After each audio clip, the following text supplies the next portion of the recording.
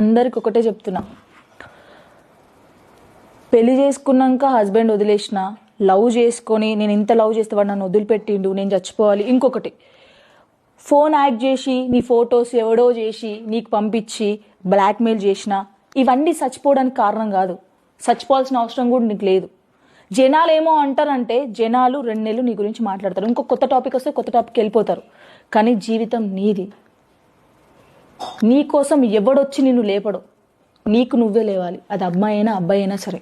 నేను ముఖ్యంగా అమ్మాయిలకు చెప్తున్నా, ఏదైనా సరే ముందుకొచ్చి మాట్లాడు. 4 గోడల మధ్యలో ఉంటే ఎవడు ఏం చేయలేడు, ఎవడు రాడు. ఫస్ట్ ఆఫ్ ఆల్ మన జీవితానికి మనమే హీరోస్, మనమే సపోర్ట్. ఎవడో వచ్చి మనని నెడతాడు, మనం ఎదుగుతాం, ఎవడు సపోర్ట్ ఇయ్యడు.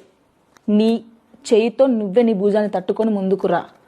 నువ్వు సింగర్ అవుతావా, డాన్సర్ అవుతావా, చదువుకుంటావా, యాక్టర్ అవుతావా, ఏదైనా నువ్వే, ఏదైనా నువ్వే. ఇది ఒక్కటి గుర్తుపెట్టుకోండి, ఆగిపోకండి. ఎవరినో లవ్ చేసి వాడు మోసం చేస్తే వాడే నాకు కావాలి అని ఏడ్చుకుంటూ అక్కడే ఉండకు. హస్బెండ్ వదిలేస్తే వాడు హస్బెండ్ వదిలేసిండు కదా, నేను బయటికి పోతే నన్ను ఎట్లా తీసుకుంటారు జన, అవసరం లేదు. పరిగెత్తు, ఏదో రోజు గమ్యాన్ని చేరుతావు. గమ్యాన్ని చేరినప్పుడు ఎవడైతే నిన్ను అన్నాడో నమస్తే అక్క అంటాడు. ఆ రోజు దాకా వెయిట్ చేయి.